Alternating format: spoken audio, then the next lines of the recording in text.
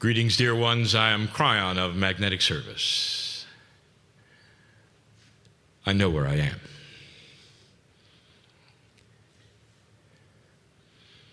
There are some things that are sacred, some more than not. This is one of those times when it's more than not. Through a series of song lines, it has led you to this place.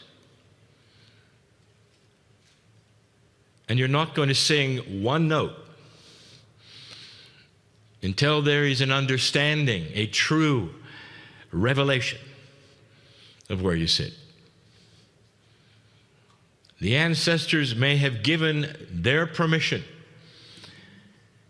for you to do this, but I say to you, but I want you to get permission through your respect of what you're doing. I tell a story in order to give you a perspective you may not have. No matter how long you have been in this land, the days perhaps of preparation that you have given yourself, still, you need to hear the story.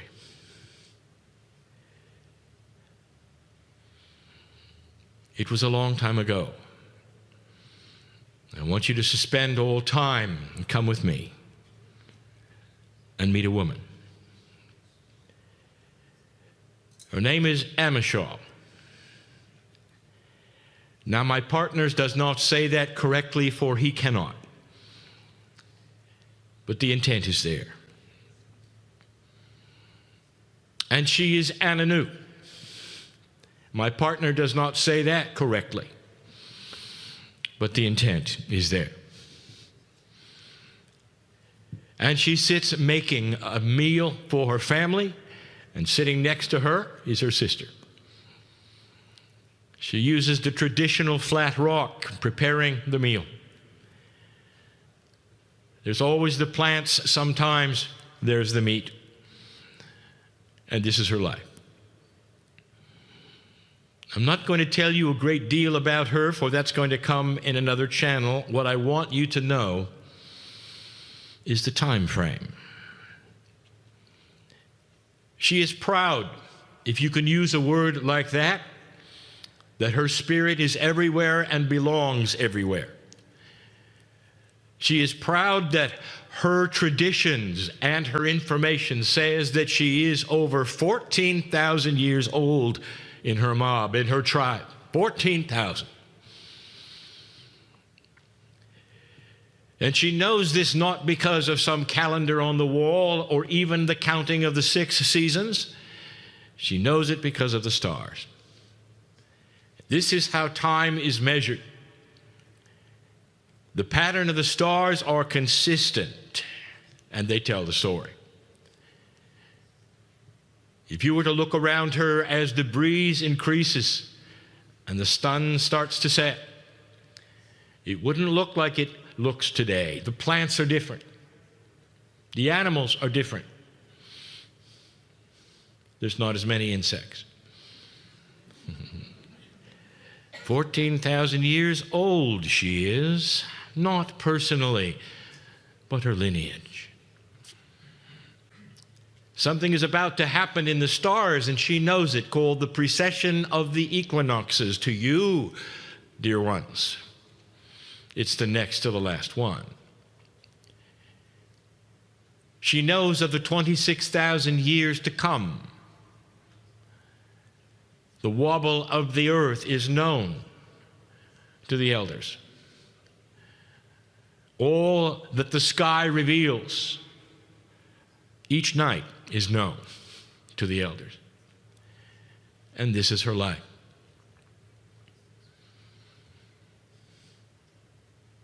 Come with me for a moment, for I wish to introduce you to someone called Amishal. 10,000 years later. 10,000 years later. It is the same rock that she prepares the meal. She knows that her tribe, her mob, is 24,000 years old. Now it's time for you to examine, perhaps, your history in comparison to where she sits. And so I ask you, if you could look around the planet, what is happening that you might recognize? And the answer is nothing. For the history that you are taught in the Western world has not begun. And as I will teach you later, indeed, there are 11 other places on the planet where something similar is happening, but not like with Amishah. For she is pure and has been for 24,000 years, where nothing has changed, where women's business is the same, and the watchers of the rock are the same, where the Spirit is the same, and the stars move in the same way. Let me introduce you to a woman named Amishah, 10,000 years later. The ancestry and the song lines speak of the age of her mob as being 34,000 years old. And she's using the same rock. The family has used it for all of those years. Indeed, things look a little different. Perhaps the plants are a little larger. But the breeze is the same, and it sings among the rocks of their purity, and the song lines are as pure. Now I want you to look at your history. Right now, as she claims a 34,000-year-old lineage, there is stirring in the Indus Valley and in the Mesopotamian area where you think the cradle of life came from, Westerner. Just stirring. The ancient Egyptians are not ancient yet. Abraham is not born yet. It all will come in the next 10,000 years. Let me introduce you to a woman named Amishah, 10,000 years later. She knows through the stars and the song lines that she is 44,000 years old. Her mob, her lineage, her purity has never changed. And in that 10,000 years, everything you know about history has taken place. And now the prophets have been born, and all that you believe is sacred has occurred. All that you believe that ever was took place in the last 10,000 years of a 44,000-year lineage from Amishah. The first note you sing, I want to know where you sit. I want you to know where you sit. I want you to really understand the profundity of what is here. But this is pure.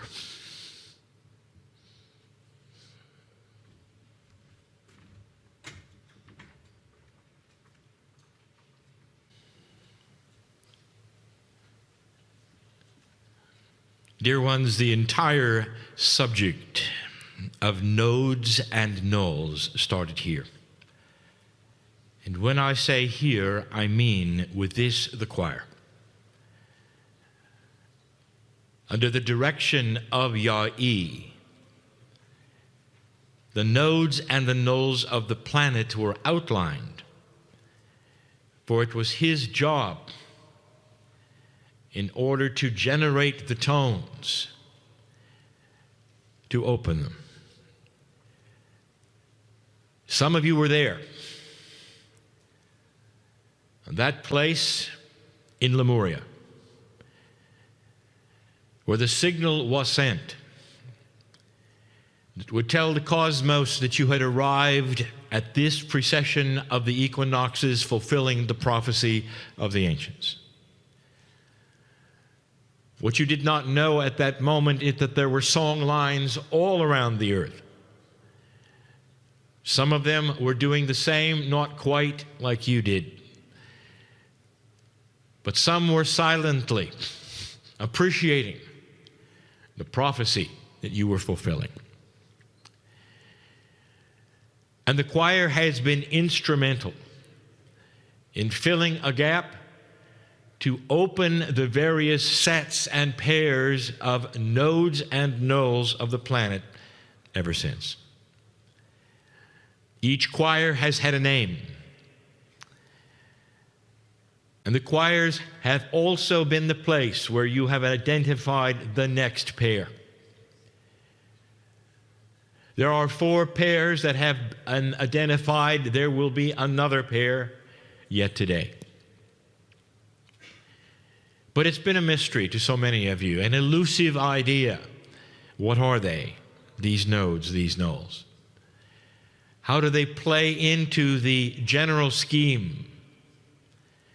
This is the creation choir. Now we speak of creation. We wish to fill in some of the blanks of information, as we often do from year to year, so that you start to see the common sense that Spirit has regarding the creation of certain energies on the planet, the benevolence that goes into them, and the love. The nodes and the nulls are supposedly time capsules. And each one of these pairs would be able to open at the appropriate time. And the pairs would then require and provide a push-pull energy. They would open with real-time information from the Seven Sisters energy, which you call the Pleiadians.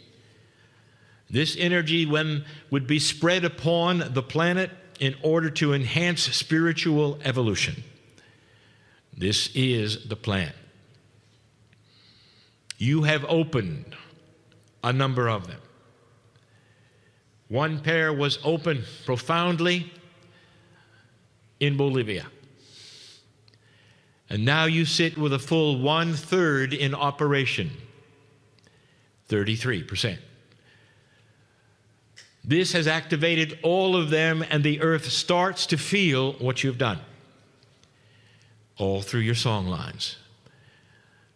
All through what Yah-E has been able to remember shockingly accurately for all these years.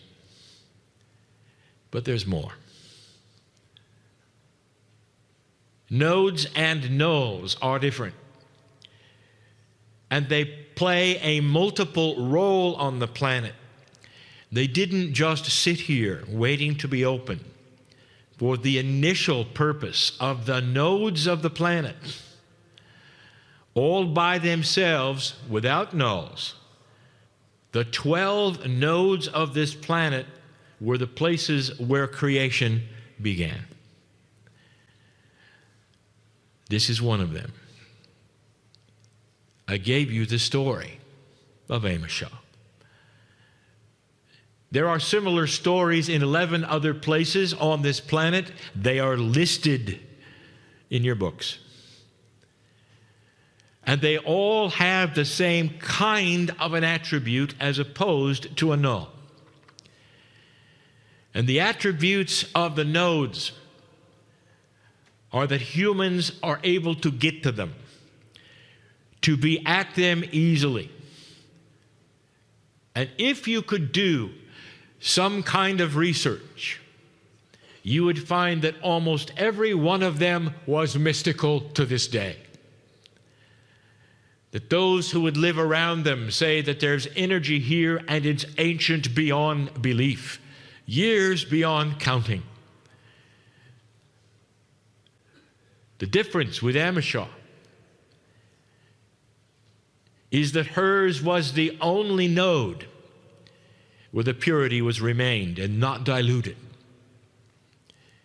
It's special here. But dear ones, what I am saying to you is that the creation story of the seven sisters used common sense with the great central source which you call God marrying to this planet all those years ago in 12 places, not one. Therefore, there was common sense applied. Does it make sense to you that God would have gone to one particular place and told the seven sisters, this is where you to seed on the planet, only one place? Do you see how this would arise to problems?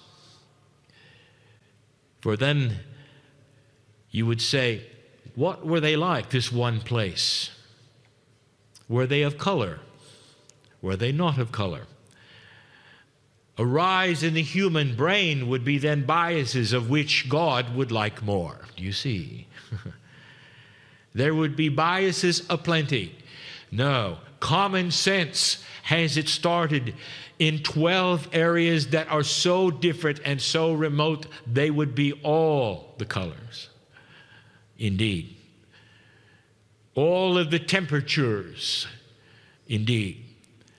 To provide cultures that were outstandingly different, as they should be, in free choice of humanity, so that someday your differences you could put together.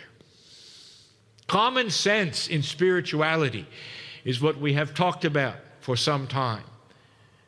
Spirit has benevolence. Let me define the lack of common sense.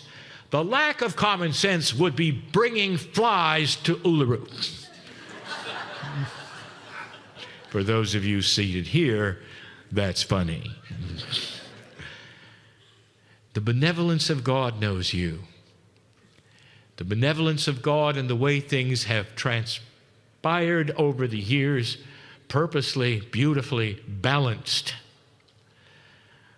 The nodes have always been here and always been known. They are the creation centers of humanity.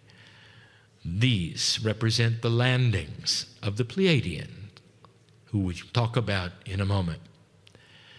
The nulls, these come online as we identify the pairs.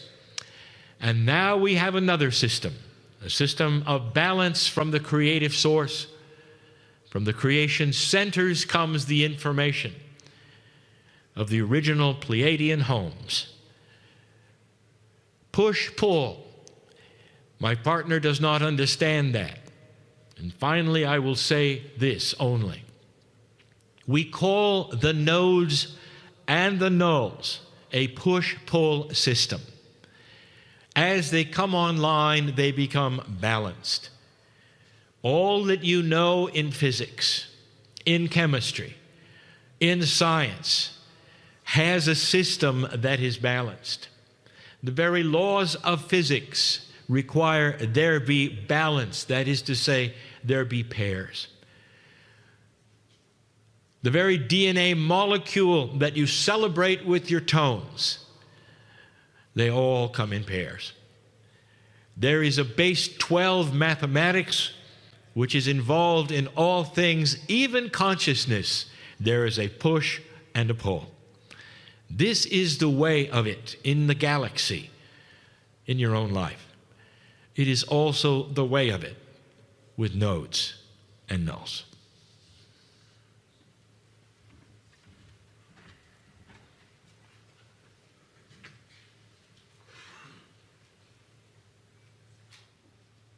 With every note that is sung, there's an acknowledgement of the Pleiadian reality. A thing that we have spoken of so often, and yet not often enough. I want to expose a little more. about something so beautiful that I warn my partner that it's emotional. I want you to connect the dots, dear ones. I know who's going to listen to these words apart from this room. I know there is unbelief that such a thing could be, based upon the traditions of the now that are so different than the ancients. The idea that you might have been seeded, that is to say, biologically shifted and changed by another race from somewhere else in your galaxy, is often thought to be the words of a fool. It isn't. It's a beautiful creation story shared by so many cultures that it cannot be a coincidence. Again, I invite, in all benevolence and seriousness and beauty, that the anthropologists would begin yet again to ask around to the cultures of this planet, especially around those places we call the nodes. What is your creation story? And there will be similarities in all of them. Not the identical story, but so much similarity that it points to M45.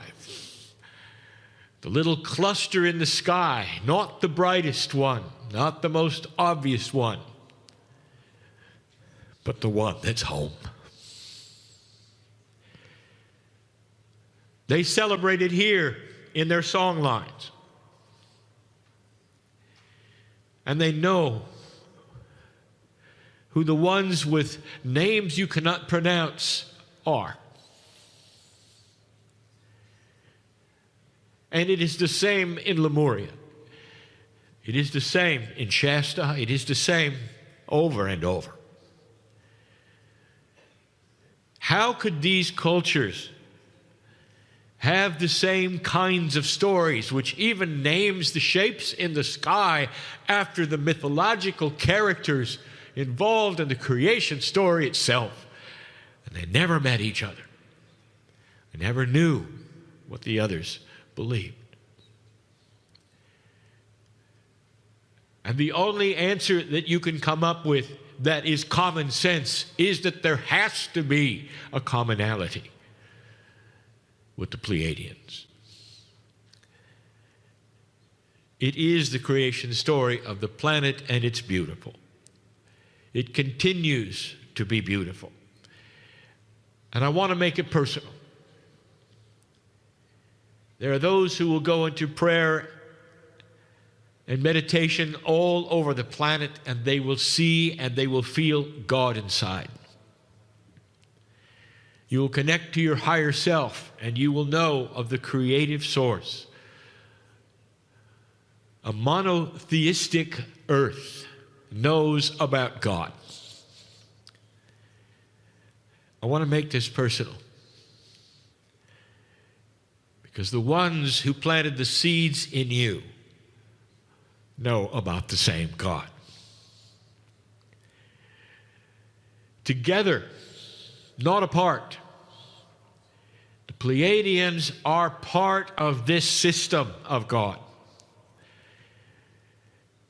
And you do not know what you do not know, so when I tell you they are an ascended race, it doesn't mean anything to you.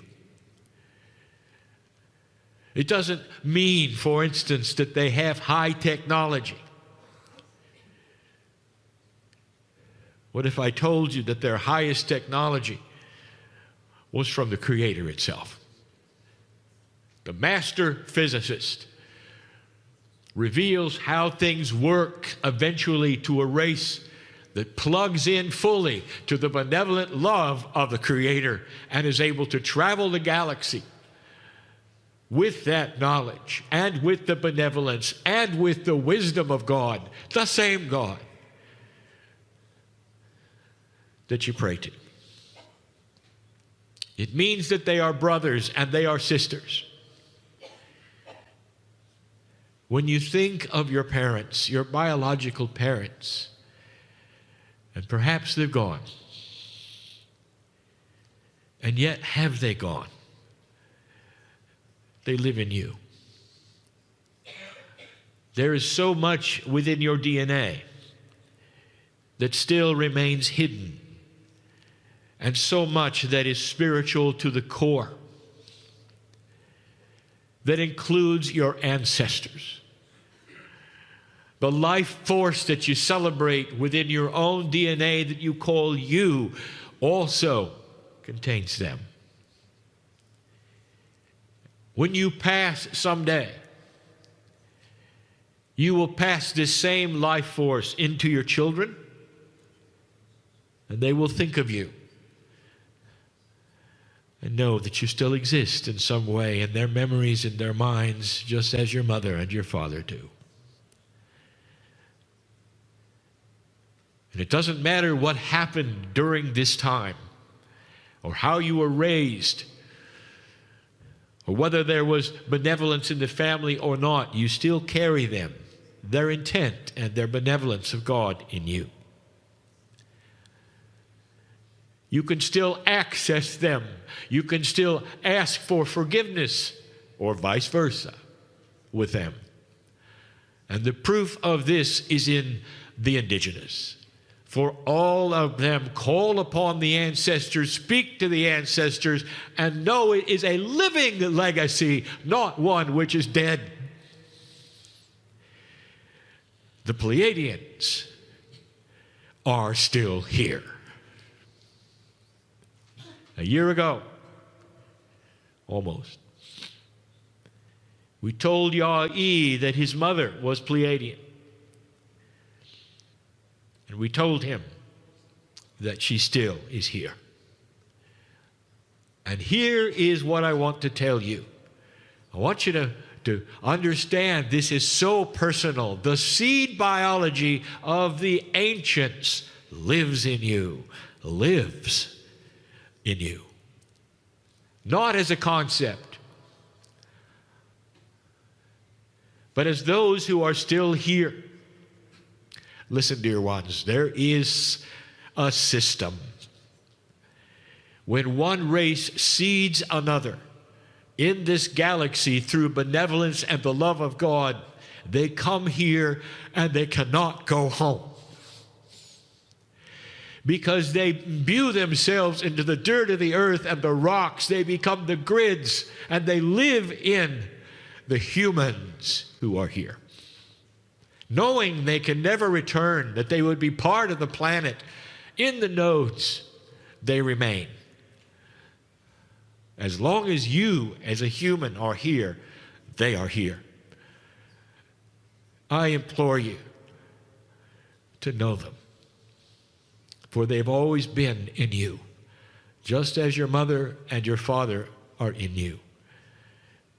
The next meditation, the next notes that you sing, I want you to feel the warmth of their smile and their embrace, as finally, perhaps, there would be humanity that might say, thank you for loving me.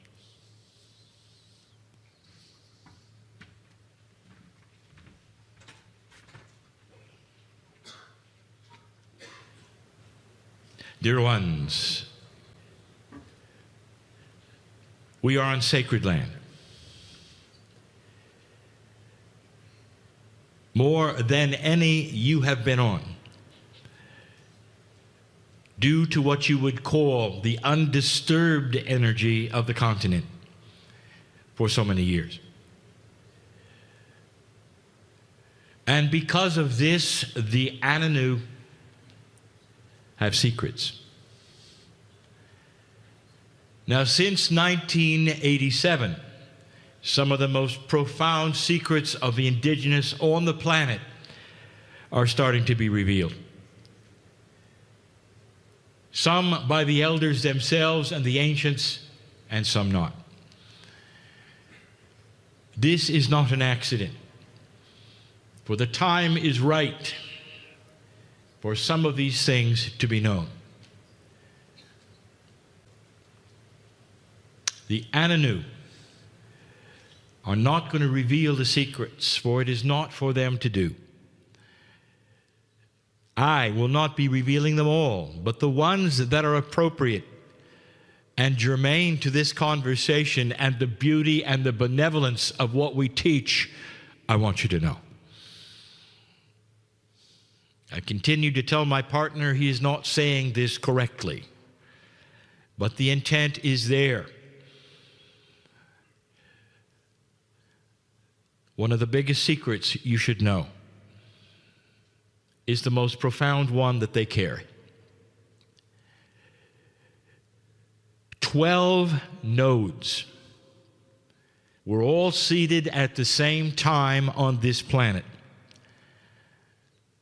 And over thousands of years, what you would expect would happen did. There was variety. There were situations that would cause the bloodline to be less pure, but not here.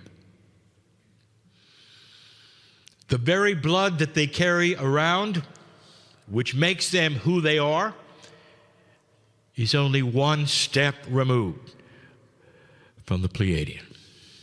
One step. No one has that. As you might expect, and something perhaps you did not, is that in this one step that is pure, they have things within them that is not in anyone else on the planet. And through their consciousness, if they choose to develop it, they can perform things that you cannot. One step removed from their Pleiadian parents. There are things I wish I could tell you, but I can only hint at it. They are seers of energy that are Pleiadian, that you cannot. They are watchers of the rock. Did you ever wonder what they are watching for? And why would they watch it for 44,000 years? Is it simply tradition? I will tell you, it's not. Interesting, is it not, that so many of these nodes have anomalies? If you find a node that is easy to get to, and there are a lot of people who would visit them, there is an attribute you might be aware of. People see things. Sometimes there's lights in the night when there shouldn't be. Sometimes there's energies that are unexplainable. The Ananu have seen the lights. There are places in the rock that glow, and the watchers know that these are the ones that have never left, and the communication is still there. They're not lights. They're their parents. The rock speaks to them in the song of creation and their dreams and their song lines that no one on the planet has but them. They must keep it to themselves, for to share it would be to dilute it, and they know it. I do not give away anything that is too precious. I tell you instead, why the respect should be here. And I also tell you what they know now, that the earth is changing. They have prophecies they will not tell you that would describe the second precession of the equinoxes as the time of ascension. And when they look at what has happened within their own mob in these years, It may not occur to them that this is the prophecy. There'll come a time when the song line of the Ananu is only represented in the beauty of the wind and the sound between the rocks. When all that was them will be represented in the life force that is the rock. The time will come when the rock not too far from here, which you call Uluru, will be more sacred than it is today. And that regular humanity will go and they will not touch it and they will not climb it, because they will recognize within it something precious and beautiful and pure. The Ananu will never leave this planet. They will become the watchers of it. They'll always here in some way, in their beauty and in that which is pure. They know this. They sing about it. They are the oldest. Profound secrets they carry about their own lineage, biologically as well. If an Ananu were to mate with any other kind of non-pure human, the gifts will not pass. Therefore, they represent chemically, genetically, something which is unusual and special on the planet. In other words, science can prove that they are different. They're seers of the earth. Part of the earth is their consciousness. They are not a part as you are. I want you to think about these things. The next time you see one, I want you to understand the respect that is here and the beauty that is here. This is their home. The songs that you sing, these are a connection to the divine. They have them, you have them. It should show you, dear ones, that you share something profound. The understanding through the song lines of the beauty of the creation. This is why you're here.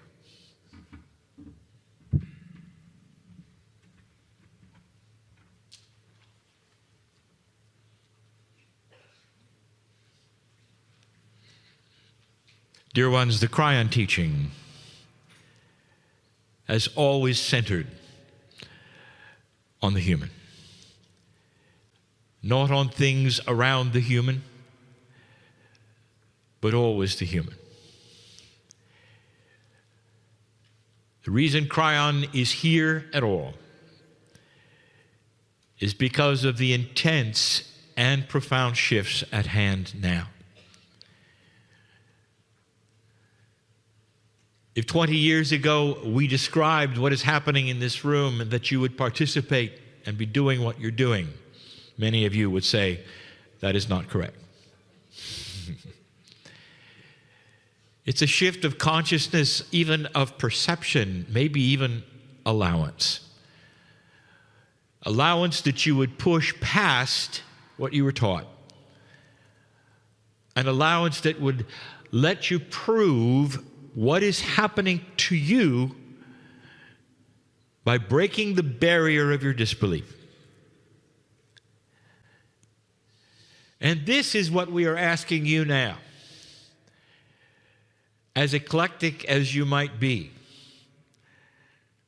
singing the tones against each other in the way that you have been taught, not really understanding what they do, but feeling what they do. Even that eclecticness does not compare with where it's going. I want you to have a better appreciation of who you are. Close your eyes and pretend that the sun has gone down. Tonight, perhaps you would get away from the facility and all the lights and glance at the sky. It'll take your breath away. For it lights up, and you can even see nearby galaxies. Number of stars in your Milky Way, so great, you can only see a fraction, and yet it will take your breath away. This is the ceiling of the home of those who are pure. It's what they have every single night. So you can see that they have searched their own, I would say, lineage, and they know who they are. But I don't think you do. Tonight I would like you to stare at the stars for just a little while. And under your breath you might even ask, who am I? And it's bigger than you know. The first thing I ask you is, do you think it's possible within the myriad of the tens of thousands of stars you can see, do you think it's possible that any of them might have a solar system like yours? And the answer is, of course. And then I ask you this, of those that you can only see with the naked eye, do you think any of those solar systems might have a sweet spot for a planet like yours? Just right. Creatures like you, with the DNA like you, who can look back and ponder their Milky Way purview and wonder about you. Is it possible that as you look upon the skies, you are not seeing stars, but you are seeing consciousness teeming through the galaxy? And I will tell you, yes. I will go even further. I want you to ask that of Spirit tonight as you look at the stars in silence and see if the answer comes back. We know who you are. Everybody does. And that is what you're unaware of. In far, far away places, consciousnesses of others that have been told about a magic place where other creatures like them, who have DNA like them, can do something they can't. Spiritual evolution.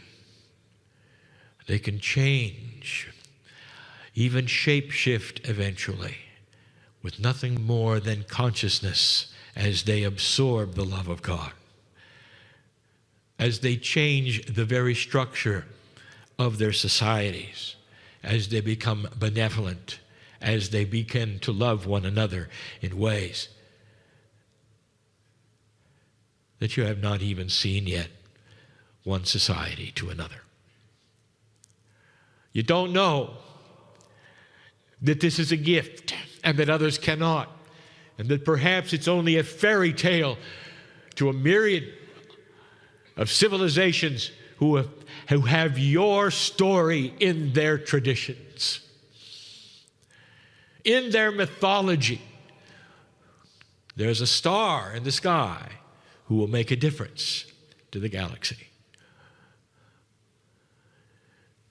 And you look out and wonder if you're alone. There's more than you think here. It shouts with the love of God and the beauty and the power of the human being. This is the shift that we have told you is here. Still with free choice. You can make it go as fast and as slow as you wish. But this is the place to look up and ask, who am I? And this is the place for you to receive an answer. And that answer will be magnificent.